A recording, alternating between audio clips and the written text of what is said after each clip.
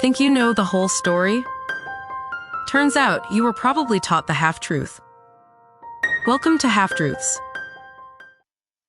You have seen this scene 1,000 times. It is a staple of Saturday morning cartoons, comic strips, and casual conversation. The setup is always the same. A bull, usually massive and imposing, is standing calmly in a pasture or an arena. Then, someone makes a mistake. They pull out a red handkerchief. Maybe they are wearing a red shirt. Suddenly, the bull undergoes a transformation. Steam shoots out of its nostrils. Its eyes bulge. It paws the ground aggressively.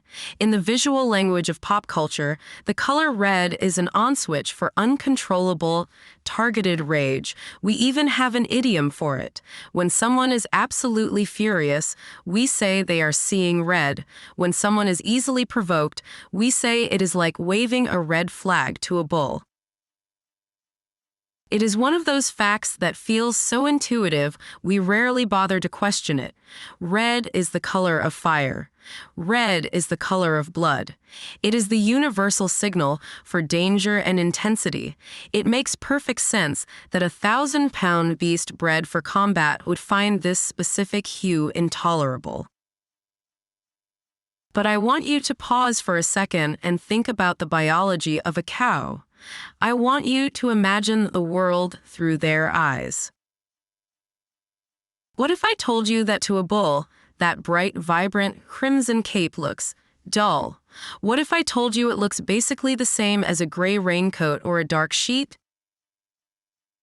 The story we have been told about the duel between the Matador and the bull is built on a fundamental misunderstanding of nature.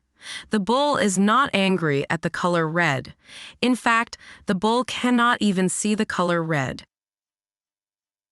So, if the color is not driving the animal crazy, what is? And if the red cape is not for the bull, then who is it for?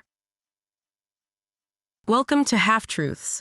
I am your host, and today we are stepping into the ring to dismantle the myth of the colorblind rage. Let's start by establishing the story we all know. This myth is deeply embedded in our cultural consciousness, primarily because of the spectacle of Spanish bullfighting, or the corrida de toros. The imagery is iconic. You have the matador, dressed in the suit of lights, standing alone in the sand. He holds the muleta, that small, heavy red cloth draped over a stick. He waves it. The bull charges. The crowd gasps. It is a dance of death, and the red cape is the focal point. We are taught that the skill of the matador lies in his ability to control the beast's fury using this specific tool. The red cloth is presented as a lure, an irresistibly annoying object that the bull simply must destroy. This idea has bled out of the arena and into our daily lives. We are told not to wear red when walking through a field of cattle. We see comedy sketches where characters accidentally reveal red underwear and get chased across a meadow. The underlying logic is that the color itself triggers a psychological switch in the bovine brain, bypassing survival instincts and going straight to aggression. It is a compelling narrative because it anthropomorphizes the animal. We humans have a strong emotional reaction to red. It raises our heart rates. It grabs our attention. So we assume the bull feels the same way. We project our own psychology onto the animal, assuming that because red looks angry to us, it must look angry to them. But to understand why this is a half-truth, we have to stop looking at the world like humans and start looking at it like cattle. We need to talk about eyes, specifically the photoreceptor cells in the retina known as cones. These are the cells responsible for color vision. Human beings, for the most part, are trichromats. We have three types of cone cells. We have cones sensitive to blue light, cones sensitive to green light, and cones sensitive to red light. The combination of signals from these three types of cells allows us to see the full rainbow.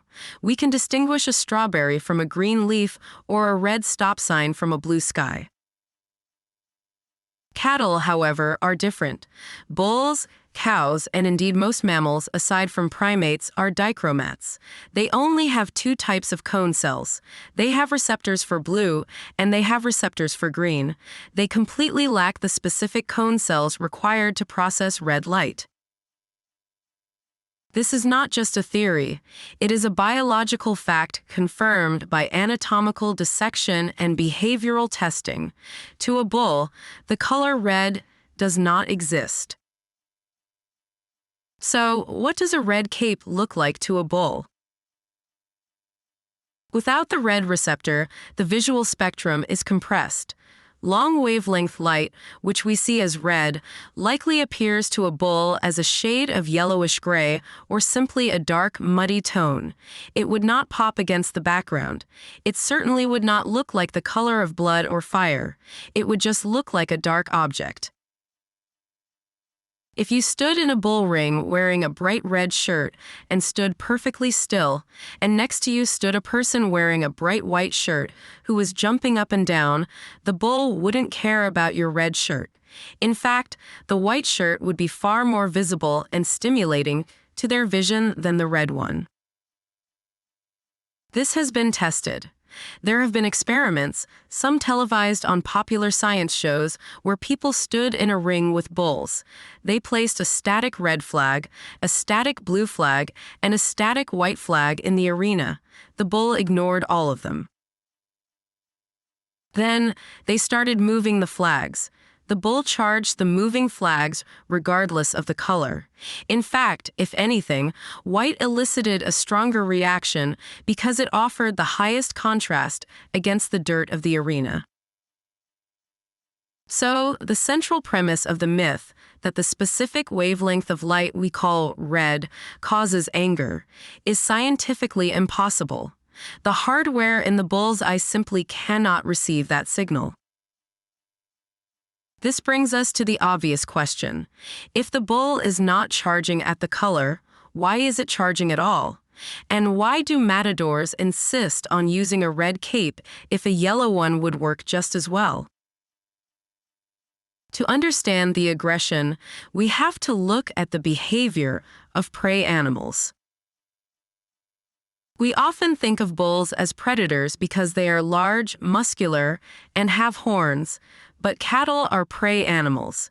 They are herd animals that have evolved over millions of years to be hyper-aware of threats. In the wild, a predator does not usually stand still. A predator stalks. A predator lunges. Rapid movement is the universal sign of danger in the animal kingdom. When a matador waves the cape, he is not annoying the bull with a color. He is mimicking the behavior of a threat. He is whipping a large object through the air in a way that triggers the bull's fight-or-flight response. But here is the nuance that often gets lost. The bull isn't attacking because it is a bloodthirsty monster full of hate. It is attacking because it is terrified and cornered. In the environment of the bull ring, the animal has been separated from its herd. It is in a noisy, unfamiliar place. It is being harassed. When the cape moves, the bull focuses on it as a foreign object that needs to be neutralized. The bull charges the movement. This is why the matador can stand so close to the horns. As long as the matador keeps his body still and moves the cape, the bull's attention is locked onto the moving fabric. The bull is attacking the motion, not the man, and certainly not the color. This creates a strange dissonance. The audience sees a man bravely facing a monster that hates his red cape. The reality is a man manipulating the defensive panic of a colorblind herbivore using simple physics and biology. Now we have to pull the thread deeper. If the red color is useless for the bull, why is it there? Why has the red maleta become the singular symbol of bullfighting? To answer this, we have to look at the history and the structure of the bullfight itself. A traditional Spanish bullfight is divided into 3 stages, or tercios. In the first stage, the matador actually uses a different cape. It is called the capote, and guess what? It is not red. The capote is large and heavy, and it is usually magenta, a hot pink color, on one side and yellow on the other. If the myth were true, and bulls only hated red, the bull would ignore this pink and yellow cape. But it doesn't. The bull charges the pink cape with just as much ferocity as the red one. The matador uses this large, colorful cape to test the bull's strength and behavior. The bull attacks it because, again, it is moving. So, right there in the first 10 minutes of a bullfight, the red rage myth is debunked by the matador's own equipment. The bull is clearly aggressive toward pink and yellow. It is only in the final stage, the tercio de muerte, or the third of death, that the red cape comes out. This smaller cape is called the maleta. It is attached to a wooden stick to give it shape. The matador trades the large pink cape for the small red one for the final confrontation. Why the switch? This is where the story takes a darker turn. The reason for the red cape is strictly practical, and it has nothing to do with the bull's psychology. It has everything to do with the audience's stomach. Bullfighting is a blood sport. By the final stage of the fight, the bull has been stabbed with lances by picadors on horseback. It has been pierced with barbed sticks called banderillas. The animal is exhausted, wounded, and bleeding. The matador, working in close quarters with the animal, often gets splattered with blood. The cape itself brushes against the bull's wounds repeatedly. If the matador used a white cape or a yellow cape, it would quickly become stained bright crimson. It would look horrific. It would turn the artistic dance that proponents claim bullfighting is into a graphic slaughterhouse scene. The cape is red to mask the blood. It is a form of censorship.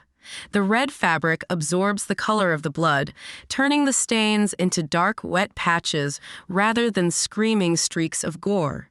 It sanitizes the violence for the crowd. It allows the spectators to focus on the movement and the drama without being constantly reminded of the visceral physical damage being inflicted on the animal.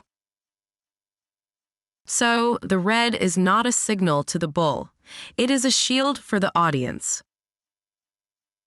But there is another layer to this. It isn't just about hiding the blood. It is about theater. We have established that the bull can't distinguish red, but who can? We can. Humans are primates. Our vision system evolved to be exceptionally good at spotting red. For our ancestors, red meant ripe fruit against green leaves. It meant raw meat. It meant blood. It meant fire. Psychological studies have shown that the color red has a profound effect on the human brain. Sports teams that wear red are often perceived as more aggressive and dominant. Red stimulates the autonomic nervous system. It increases our level of arousal. In the context of the bullring, the red cape serves as a visual anchor for the thousands of people in the stands. In the dusty beige arena, against the dark hide of the bull and the gold of the matador's suit, the red cape pops. It draws the eye.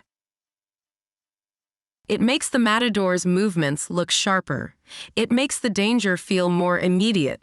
It heightens the drama. The myth that the bull hates red is essentially a marketing story that we have bought into because it feels right to us. We feel the intensity of the red, so we assume the bull does too. The matadors and the promoters of the sport have never been in a hurry to correct this. The idea of the red rage adds a layer of mystical danger to the animal.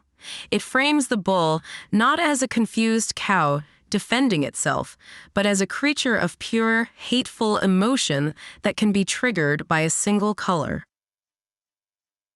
It turns the animal into a monster. And if the animal is a monster, the man who slays it is a hero. If you strip away the myth, the narrative changes. If you admit the bull is colorblind and that it is simply attacking a moving object out of fear, the romantic struggle of the bullfight looks a lot more mechanical. It looks less like a duel of spirits and more like a staged manipulation of instincts. Let's trace how this myth became so solidified in the global consciousness. It wasn't just the bullfighting tradition itself, it was the export of that tradition into fiction. Ernest Hemingway was a massive proponent of the bullfight mythology. His writings in Death in the Afternoon and The Sun Also Rises romanticized the sport for the English-speaking world. He focused on the tragedy, the blood, and the color. Then came Hollywood. In the early days of cinema and cartoons, visual shorthand was essential. How do you show an animal is angry without dialogue? You use a trigger. The red cape became the visual code for this animal is about to charge. Think about the classic Bugs Bunny cartoons. Bugs fights a bull.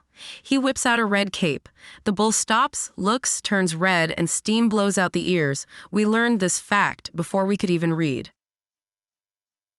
It is a testament to the power of storytelling over biology. We have an entire global belief system about bovine psychology based on a cartoon trope and a theatrical prop designed to hide bloodstains. But let's go back to the science for a moment, because the reality of how a bull sees is actually quite fascinating, and it explains why the movement of the cape is so effective. Cattle have panoramic vision. Their eyes are on the sides of their heads. They have a field of view of about 330 degrees. They can see almost everything around them without moving their heads, except for a small blind spot right behind them. However, because their eyes are on the sides, they have poor depth perception compared to humans. They have a hard time focusing on details. This is why movement is so critical. A stationary object might blend into the background of their wide, blurry vision, but a moving object cuts through the noise. It triggers the predator detection circuits in their brain. The matador's technique, the way he flutters the cape, is designed to exploit this specific visual system. He keeps the cape moving to keep the bull's attention locked, while he freezes his own body to become invisible to the bull's motion-sensitive radar. It is a hack. The matador is hacking the bull's operating system. When you understand this, the red cape becomes even more symbolic. It represents the gap between our perception and reality. We look at the bullfight and we see a contest of courage involving a color that signifies rage. The bull looks at the bullfight and sees a terrifying, blurry world where a strange, flapping shape is threatening it. The bull doesn't know it's in a sport. It doesn't know the cultural significance of the color red. It doesn't know the rules. It is simply reacting to the inputs it is receiving. There is a strange irony in the fact that we attribute such complex emotional triggers to the animal. We say, the bull hates red. That implies the bull has an opinion. It implies the bull has a preference. It gives the animal a personality, but it is a false personality. It is a personality that suits our narrative, not the animal's reality. By believing the myth, we actually understand the animal less. We ignore its true nature as a herd animal, a prey animal, a dichromat, in favor of a caricature. And this applies to more than just bulls. Think about how many other animal behaviors we misinterpret because we view them through a human lens. We think a dog is smiling when it pants. We think a dolphin is happy because its mouth is shaped in a grin. We think a bull is angry at a color. We are constantly telling stories about nature that are actually stories about ourselves. So, let's reconstruct the scene with the truth in mind. You are at the arena. The Matador steps out. He is holding the muleta. It is red. The bull turns. It sees a grayish, dark cloth. It doesn't care about the hue. It cares that the cloth is jerking erratically, mimicking the movement of a predator or a rival. The bull charges. It charges because it is cornered. It charges because millions of years of evolution have told it that the only way to survive a moving threat is to neutralize it. The crowd roars. They see the flash of red. Their hearts beat faster. The adrenaline spikes in the spectators, triggered by the vibrant color. The blood splatters against the cape, disappearing into the red dye, keeping the fantasy intact. The bull is colorblind, the rage is fear, and the red is for you. It serves as a reminder that history and tradition are often just as much about illusion as they are about reality. We build symbols to make sense of the world, to make violence palatable, and to make chaos look like a story. We are the only species on Earth that sees the red cape and feels a surge of emotion. The bull is just trying to survive the movement. The anger we see in the animal is a reflection of the violence we brought to the ring, wrapped in a color that excites us, not them. Next time you see that image of the matador, remember that the trick isn't just on the bull. The trick is on the observer. We are the ones reacting to the red flag. We are the ones charging at the story without checking to see if it's true. The bull is just fighting for its life in a black and white world. Now you know the real story. What other half-truths are still out there? If you enjoyed this episode, please subscribe, leave a comment, and join us next time. Until then, stay curious.